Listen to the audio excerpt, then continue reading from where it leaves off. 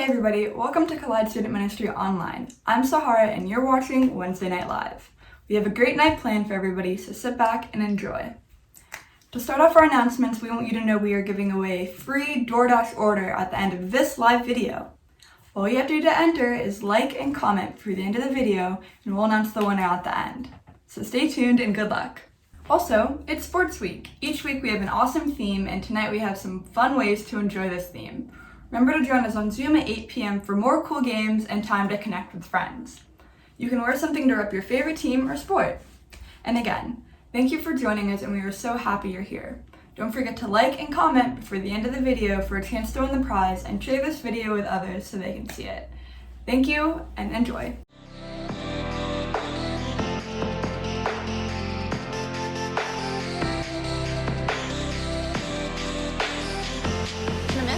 Okay. Hopefully you do better than me and have fun trick shotting.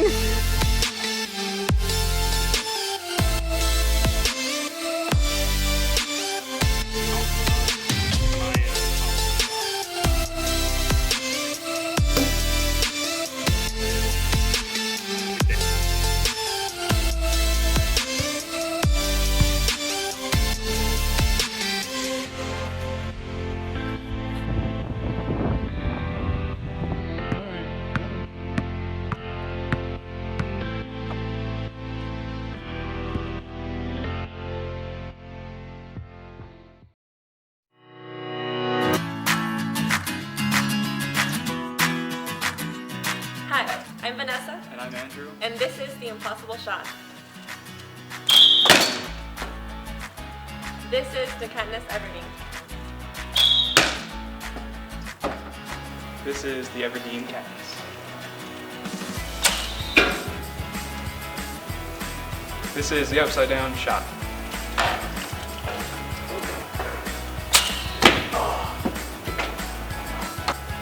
My name is Thomas, and this is the 360.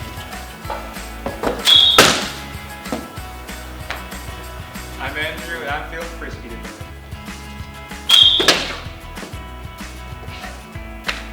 I'm Kylie. And I'm Alec, and this is The Impossible Shot. This is the hoverboard shot.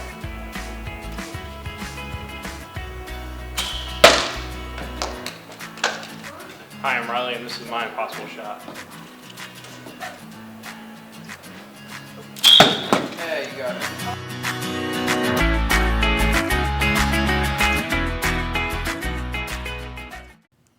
Hey guys, welcome again. My name is Matt. Daniel is not here with me to help run our games tonight, but he is here with us in the comment section. So Daniel, say hello. Hello, Daniel.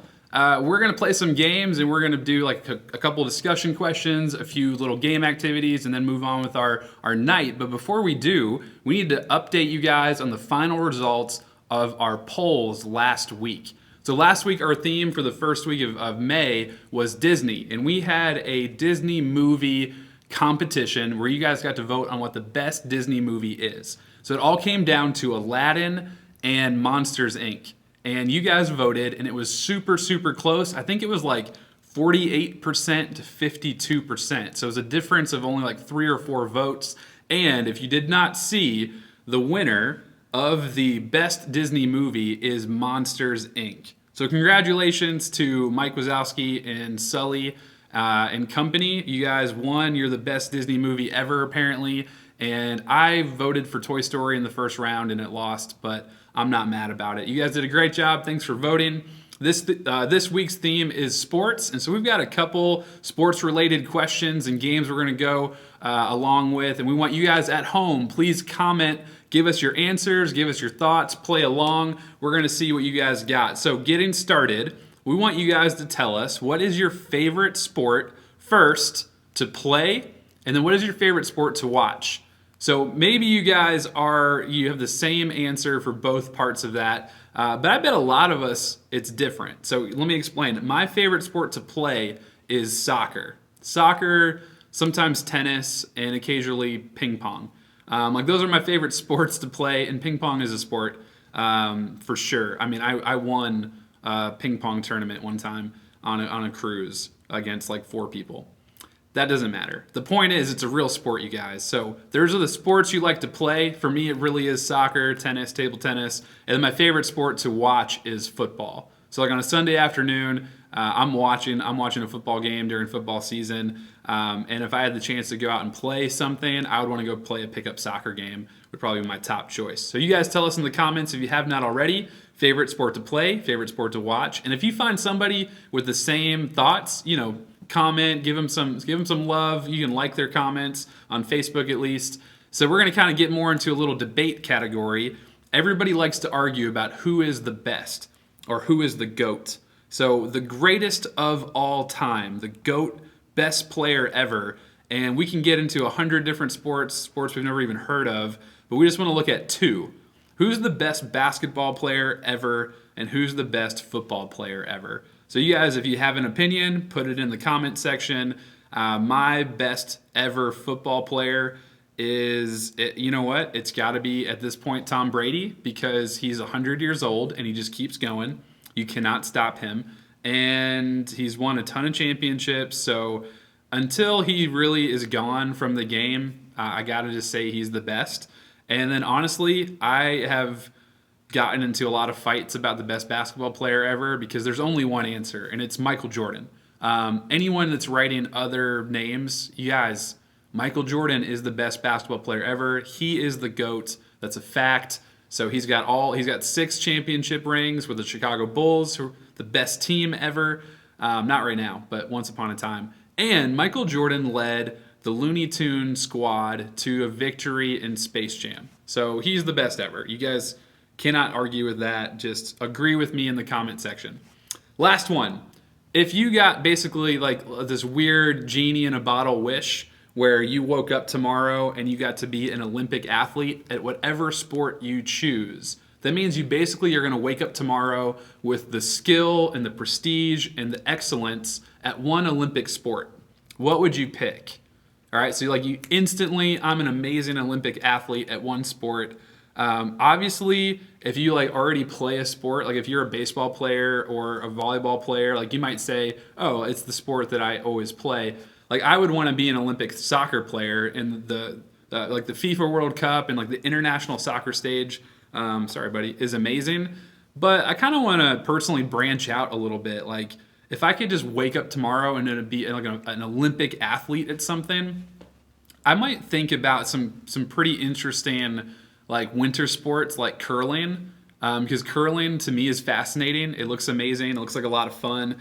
I would think about maybe archery, because that would be really cool. Then somebody could hit the impossible shot for once in a Wednesday night.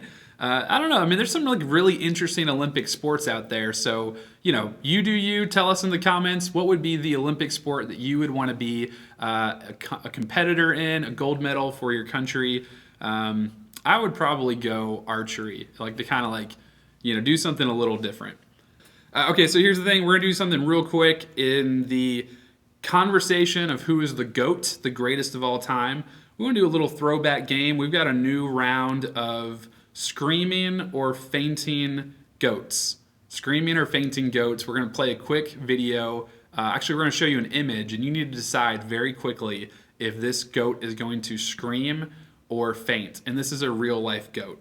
So enjoy this for just a moment, and we'll keep moving on. So what do you think? Right here, 5 seconds. Is this goat going to scream or faint? Aw, that's cute. Okay, that's a screaming goat for sure. All right, let's try this one.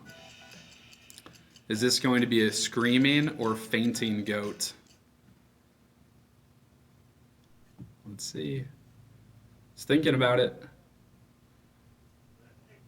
Oh, buddy got scared. Oh, fainting goats are kind of sad.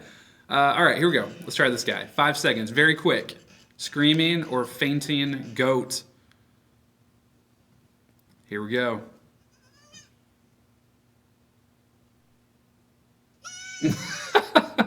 Gosh, this is so crazy. I need to have a goat. All right, just a couple more. All right, are these little guys going to scream or faint? Oh, no, goat, no. Goat, get out of the water. He's okay, guys. He is just got a little bath, little water in his ear, and he's moving on. He's like, that was not what I wanted to happen. All right, let's try one more, last one. Is this guy going to scream, faint? Look at him. I can tell this goat has an attitude. I can just tell right now. This goat has an attitude. You guys, is he going to scream or faint? Okay. Aww. Okay. He's going to do both. Congratulations. Oh my goodness. That is insane. Okay, I have to collect myself for a second because that is one of the most random things I have ever seen. Thank you guys for participating. We're going to finalize and finish up this time with a quick game. You guys, we heard a lot of good things. You guys enjoyed doing the Just Survive Somehow in the Wilderness. We're going to do a very quick version of this we created for the ocean. So here's how this game works. We're going to give you some choices, and we're going to play this scenario where we're all on a boat, and the boat is sinking. There's an island that we can kind of see in the distance that we're going to be able to get into a life raft and float to, but we've only got a couple minutes to grab supplies. So what you need to do very quickly is decide what supplies are you going to pick to put into your lifeboat, and we're going to, who knows how long we're going to have to survive on this island. So here's how the game works. I'll go to the first slide and go ahead and put it up. So you get to pick one thing, all right? This is lifeboat, survive, on an island, maybe for a weekend, maybe a week until somebody comes and finds us. But as we're getting ready to get on the lifeboat, are you gonna grab rope, paddles, matches, or blankets? All right, so you only get to pick one. This is really interesting. Rope, paddles, matches, or blankets. Interesting. Put your response in the comments. And again, you guys, if you see somebody with the same idea, show them some love. If you want to explain your answer a little bit, go for it. But you only get to pick one, so go ahead and pick one of these. All right, let's go on to the next one. The next one is you can grab a flashlight, a cell phone, matches, or blankets. Again, matches or blankets. So we're giving you a second chance on matches and blankets. I think I think Daniel and I are just concerned for you guys being warm. I think we're just like, are you sure? So if you took matches the first time, you may want to do something else. If you take the cell phone, you may want to think about how much reception you're going to get. But maybe there's a couple games you could play before your battery dies, so maybe that's a win. All right, just a couple more real quick. Tell us in the comments. You get to pick one. This is basically like a box. So you get to get like a box of Twinkies, like a big pretzel bag, a box of pizza, so like a full pizza, or like a big bag of jelly beans. So you are getting onto a lifeboat. The boat is going down. Apparently this is the only food they have in the kitchen. What are you going to grab? You might have to be on an island for a couple days. Interesting. Yeah, some different theories for me. I'd probably go pretzel. That's just me.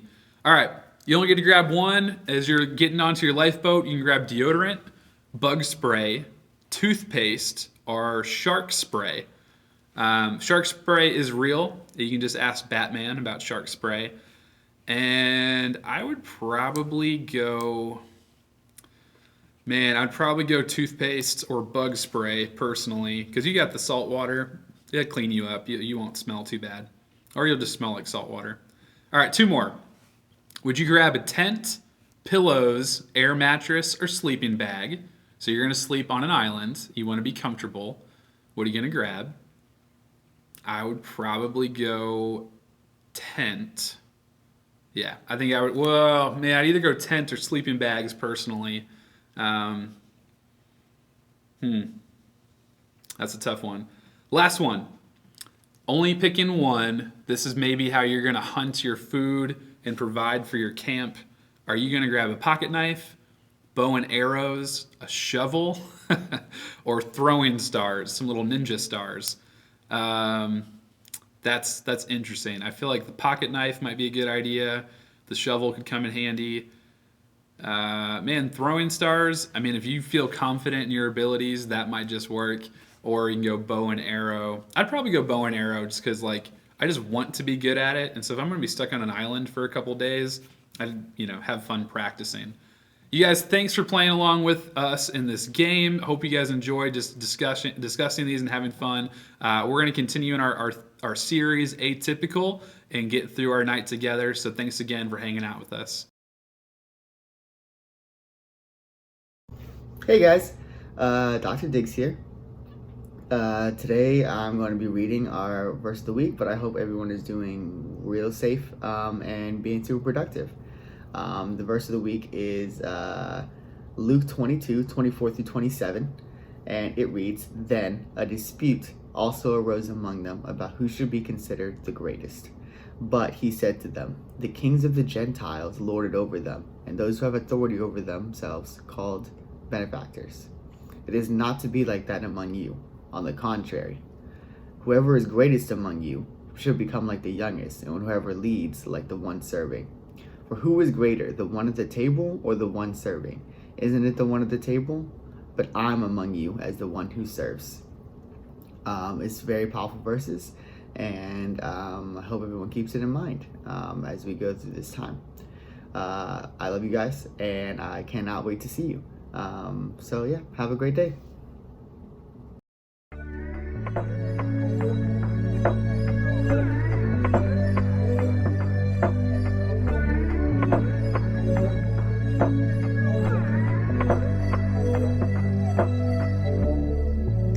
Worthy of every song we could ever sing, worthy of every praise we could ever bring,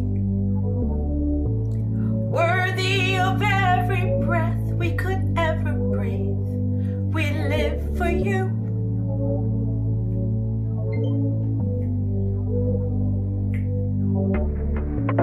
Jesus, the name above every other name. Jesus, the only one who could ever save. You're worthy of every breath we could ever breathe. We live for you. Oh, we live for you. And holy, there is no one like you. There is none beside you. Open up my eyes in wonder and show me who you are, and fill me with your heart and lead me in your love to those around me. Jesus, the name above every other name. And Jesus, the only one who could ever save. You're worthy of every breath we could ever breathe. We live for you. Oh, we live for you. And holy, there is no one like you. There is none beside you. Open up my eyes in wonder and show me who you are, and fill me with your heart and lead me in your love to those around me. Yeah. I will build my life upon your love, God. Yeah. And I will build my life upon your love. It is a firm foundation, and I will put my trust in you alone, and I will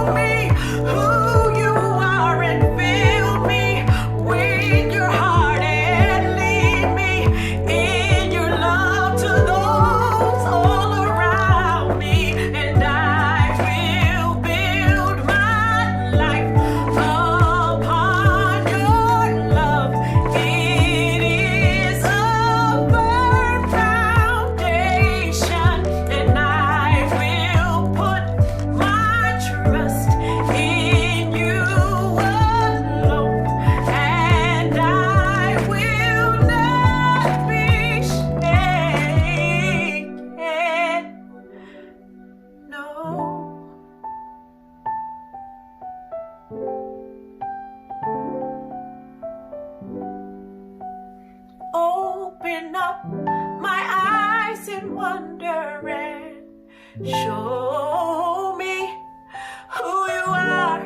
Fill me with your heart and lead me in your love to those around me.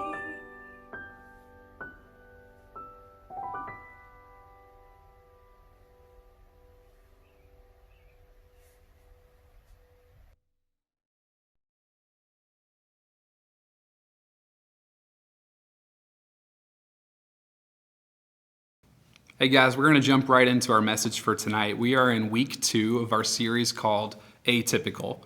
We started off this new series with this idea last week that Jesus shows up in the middle of life.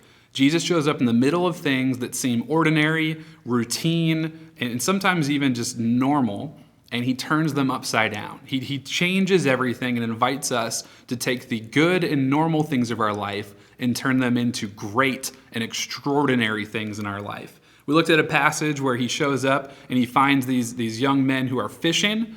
A couple of them are even fishing with their dad. And he says, you guys stop what you're doing and come and follow me. And they literally drop everything and go and follow Jesus. So work, school, sports, friends, family, all of this is good. All right, the life we live is good, but God is offering us a view and he's offering us a role in the message and the mission that he's doing on earth. The mission and message that started a long time ago and is going to carry on forever. And God is inviting you to be a part of it. So as we continue this story and we continue this series, we want to look at tonight this idea that there's a special way to view greatness or competition or who's the best, however you want to categorize this. And it's a perfect time to do this while it's sports week, right? We've already looked at like who's the GOAT, the greatest of all time basketball player. It's Michael Jordan. Who's the best football player? Maybe you guys have thought about like when you're in school, like what's the best lacrosse team in the county? Who has the best debate team in the state? Like, there's all these different ranks, right? We rank everything. There's the best rapper of all time, which every rapper says they're the best rapper of all time, but the best rock band of all time, the best movie of all time. We just did that last week. The winner was Monsters, Inc. So we get all these different lists, and I love this stuff. It's fun. You get to be passionate. You get to be opinionated. You get to just like talk about stuff you care about. So like normal, fine. Nothing wrong with making a list. Nothing wrong with projecting, who's going to be the best next year. And that's normal. It's great. But it doesn't work in the kingdom of heaven. It doesn't work in the atypical way that Jesus views and loves us. All right, we don't look at a rank system, and we're going to take a look at this here in just a second. But we want to, again, 2 different ideas. There's the idea that greatness or being the best, being the GOAT is winning. It's having the most money, it's having the most points, it's having the most followers. It is, again, it's being the best, being the biggest. Like that is this side of what greatness is. And then in the most atypical, mind-blowing way, Jesus gives us a whole different picture on the other side of what this looks like. So we're going to go ahead and jump right in. And if you would read along, we're in Luke chapter 22. David Diggs has already shared our passage of the week, and we encourage you to read along with us.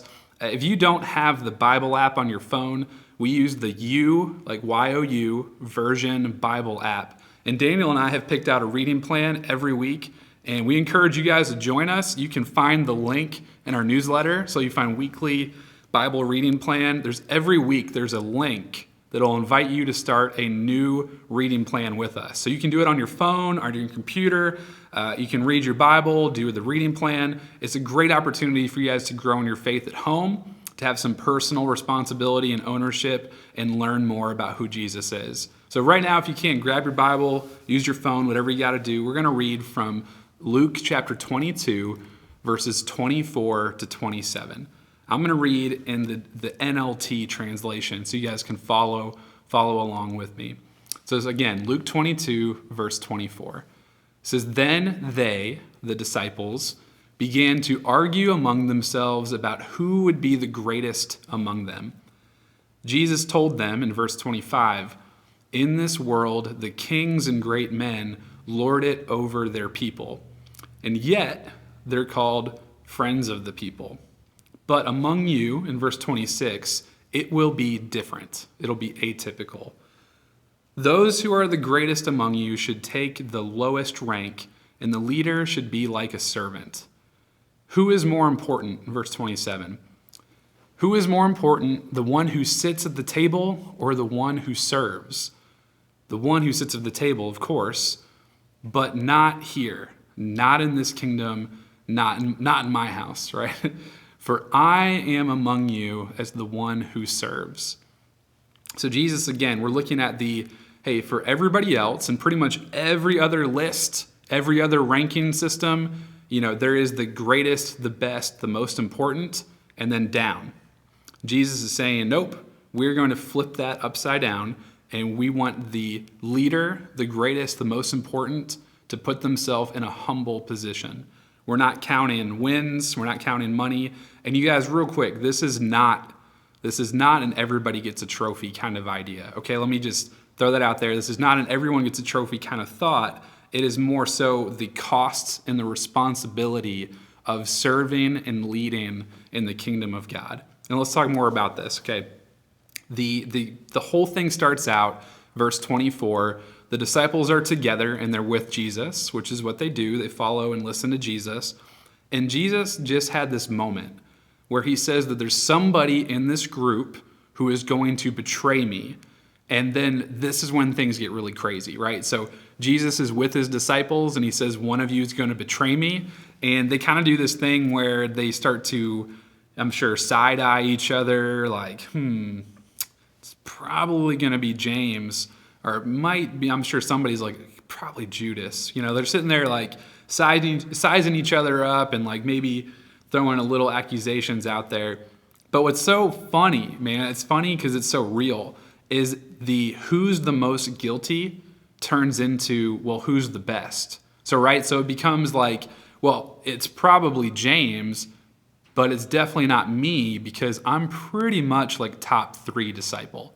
All of a sudden the defense of why I'm not going to betray Jesus is because how good I am. And then all of a sudden they're having a completely different argument. So by the time in verse 21, Jesus says, one of you is going to betray me. By verse 24, it's turned into well, which one of us is the best? So let's go ahead and let's do a rank of disciple 1 to 12. And then we'll all agree that number 12 is probably the jerk who's going to betray Jesus. That's where everybody's mind goes. And I don't know if this has ever happened in school. I know this has happened to me before where the teacher basically gives a hint that somebody cheated or something wasn't right, or I know somebody did something. Everybody in class is looking around. And they're like, oh yeah, it's Steve. It's such a Steve thing. Totally Steve. And Steve's probably what are we guys talking about? And it kind of just turns into who are you going to blame? But what's so crazy, again, it's just kind of normal human nature that we look at opportunities to rank, grade, and judge each other. And we don't really get to see or hear how are they comparing. I'd imagine that it's different things. Peter's probably well, I walked on water. So I'm clearly top 1, 2. I'm not, it's not going to be me. Some of them are well, I was there when Jesus did this, or I was the first person that passed out fish when we fed the 5,000 or whatever. They're probably having all these different arguments about who's the greatest disciple, who's the number 1 Jesus follower. What a great argument to have. But Jesus tells them in verse 25, all right, so that's how everybody else does things, you guys. That's how the normal, typical way of ranking, viewing is just who has the most, did the most, whatever, right? It's every other scale works that way. And he tells them in verse 25, he goes, in this world, the kings and the great men, the great leaders, they have their position up here and they lord over everybody else. So it's all about, I have to be in a position of power and authority over everybody else. That's how that works. And it's funny that those people, they act and they oh, I'm friends of the people. See, I'm just being in charge. I need to be number 1 so I can take care of everybody else. It's kind of a, it's a little bit of a false, reason for trying to be the greatest. I want to be rich and famous so that I can give out more money to the poor. You guys, like, if you are rich and famous and you give out money to the poor, that's great. You don't have to be rich and famous to give out money, right? Like, you don't have to have 100 million followers to make an influence in somebody's life. And this is kind of the direction that Jesus is going. The great men, the kings, the queens, the politicians, the people that are the top, they look down on everybody. They lord over everyone. It's I'm the greatest and everyone else is below me because I'm at the top. That's one way of looking at this, but not here. Among you, in verse 26, it will be different. Those who are the greatest should take their lowest rank. It's kind of like those who, if you feel like you're the oldest, you should act like the youngest. I'm the oldest sibling, in my family, and there are some special, some special things, like you're the first person that gets to drive, and you're the first person that finishes this because you're the oldest, right? Usually the youngest person, you don't get to do everything you want, so the youngest has to watch their older sibling drive or graduate or do these things, and you're still stuck in school, and sometimes, especially back then, the oldest had special privileges that the youngest didn't get. So I don't know about you in your house. I would love to know in the comments right now, are you an oldest, middle, youngest? And then which one do you think is the easiest to be the oldest, middle, youngest? Couple different ways to look at it. Again, maybe, hey, if you're a senior and you feel like I've got senior privileges or a junior, I've got junior privileges, you should maybe have the mindset of what, you remember what it was like being a freshman. If you're an 8th grader, you could remember what it was like being a 6th grader. So in all of these different systems of who's on top and who's on bottom, you should take the heart and the mindset of somebody who's at the bottom. Again, I'm not looking down on anybody. It's okay to be the winner, right? It's okay to win. It's okay to have the highest GPA. It's okay to score the most points. It's okay to be a senior, but I'm not looking down on anybody because of that. And here he kind of takes it a step further. The leader should be a servant. So I want to be in charge. I should never ask somebody to do something that I'm not going to do myself. I'm not going to ask you as a leader to do something I'm not going to do myself. In student ministry, hit the table.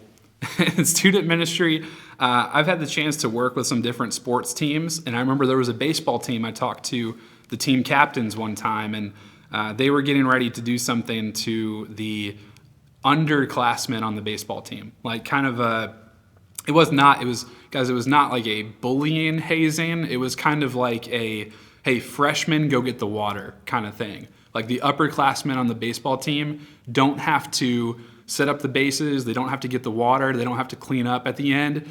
The 9th and 10th graders on the baseball team, they have to do all that. And so we just had this conversation well, why? Why, just because you're the team captain, you don't have to go get water? That's not right, man. You're giving everybody the impression that they're not as good as you just because you were born a couple years before they were. That's not the best way to lead other people. And in verse 27, we get the real just plain and simple. Jesus asks everybody, okay, so who's better? The person who's sitting at the table getting all the food, or the person that comes out, the waiter, waitress, and serves the food, right? Of course it's the person who sits at the table. That's how we would always define, who's the greatest person in the room? It's the person sitting at the big table with all the food. But Jesus came to be the one who serves. Jesus came to be the one who is giving the food. So the question for all of us, and the question for the disciples right here, is if Jesus can come to be the server, then why can't we serve? Right? If Jesus, who is the highest, the greatest, the best who ever is and was and will be, if he came and he viewed himself as a servant, man, then what's stopping me? Why can't I get out and serve somebody? Why can't I get out and be the hands and feet of Jesus? It's a different way of looking at things. It's a different way of thinking. And you guys, even right now at home, right? So I can't get out to work. Maybe some of you don't have the opportunity to be at work. We don't have the opportunity to be at school. But even right now, there's an opportunity to serve somebody else. There's an opportunity to say, okay, I maybe have a younger sibling, and maybe my younger sibling has to do X, Y, and Z at home. I could help them do that. Or because I have this in my house, maybe I've got a little bit of extra food or I've got a little extra time. There's somebody in my community and there's opportunities to serve and partner with the church. Maybe there's something I could do because I've got more, but that doesn't mean I have to look down on anybody who has less. I could even look at my opportunity to have the love and compassion that Jesus has to serve other people.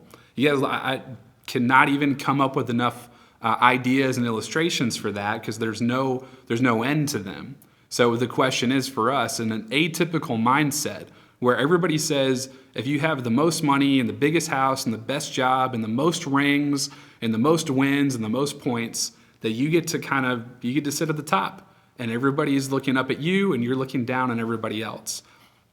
Jesus is flipping the whole thing upside down and just asking and inviting us to be like him, to be the one who has come to serve, to be the one that has come to love and to carry the message of the gospel that everybody is loved and known by God. Everybody is good enough to be loved and known by Jesus. And we're invited to share that message. So as we finish up tonight, as we go and get ready for small groups, and if you're watching this later in the week, whatever you're doing, we encourage you to ask yourself that question. What does it look like for me to be like Jesus? What does it look like for me to serve and love other people? We'd love to talk to you more about that. If you have questions, you can direct message us anytime, text, email, call. We'd love to talk to you guys. Thanks for listening. We'll see you again soon.